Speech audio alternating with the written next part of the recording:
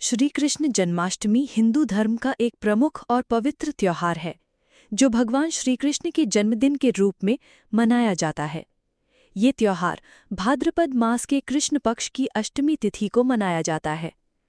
श्री कृष्ण भगवान विष्णु के 8वें अवतार माने जाते हैं, जिनका जन्म मथुरा में राक्षस राजा कंस के अत्याचार से पृथ्वी को मुक्त करने के लिए हुआ था।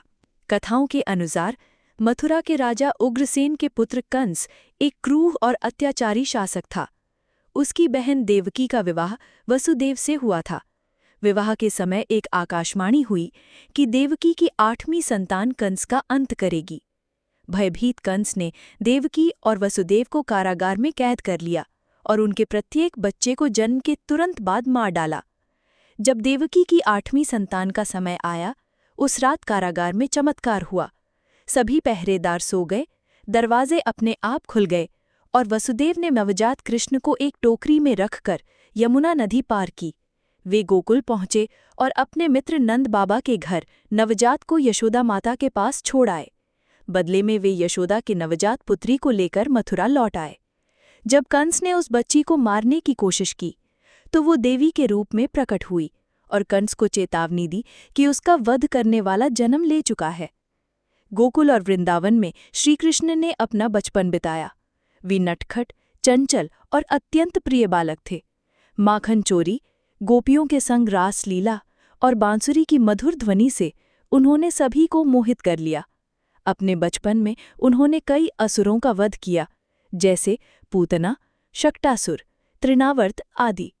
उन्होंने कालिया नाग को वश में किया और गोवर्धन पर्वत उठाकर इंद्रदेव के अहंकार को भी तोड़ा। जन्माष्टमी केवल श्रीकृष्ण के जन्म का स्मरण नहीं है, बल्कि ये धर्म, प्रेम और करुणा के आदर्शों को अपनाने का संदेश देता है। श्री कृष्ण ने भगवद गीता के माध्यम से कर्म योग, भक्ति योग और ज्ञान योग का महत्व बताया। उनका जीवन अन्याय के विरुद्ध खड़े होने और धर्म की रक्षा के लिए संघर्ष करने का प्रतीक है। इस दिन अष्टमी तिथि और रोहिणी नक्षत्र का योग विशेष शुभ माना जाता है, क्योंकि भगवान कृष्ण का जन्म रोहिणी नक्षत्र में हुआ था। पूजा का सबसे महत्वपूर्ण समय मध्यरात्रि है, क्योंकि कृष्ण का जन्म रात के 12 बजे हुआ था।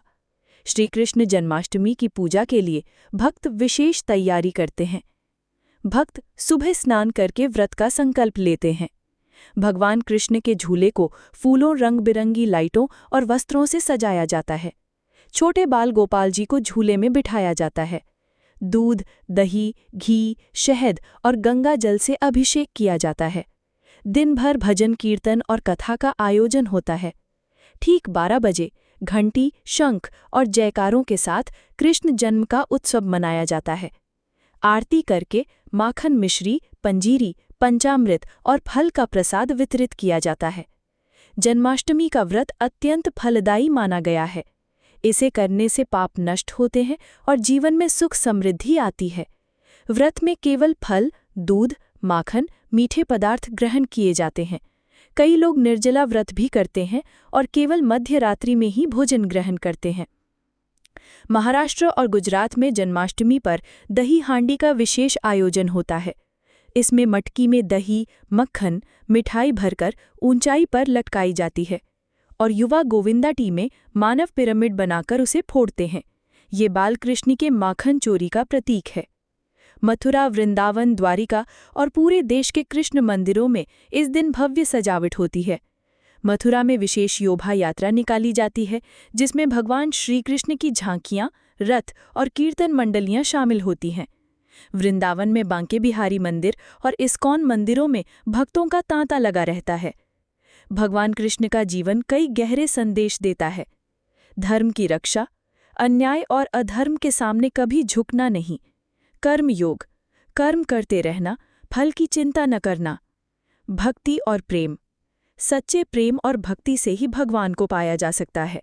संतुलित जीवन, जीवन में हंसी, प्रेम और गंभीरता का संतुलन बनाए रखना। आज जन्माष्टमी न केवल भारत में बल्कि दुनिया के कई देशों में मनाई जाती है, खासकर जहां इस्कॉन मंदिर हैं। श्री कृष्ण जन्माष्टमी केवल एक धार्मिक उत्सव नहीं है, बल्कि ये हमारे जीवन में प्रेम, सत्य, धर्म और न्याय की स्थापना का स्मरण कराता है। भगवान कृष्ण की लीला और उपदेश आज भी उतने ही प्रासंगिक हैं जितने हजारों साल पहले थे। आपको ये वीडियो अगर पसंद आया हो तो वीडियो को लाइक और चैनल को सब्सक्राइब ज़रूर कीजिए।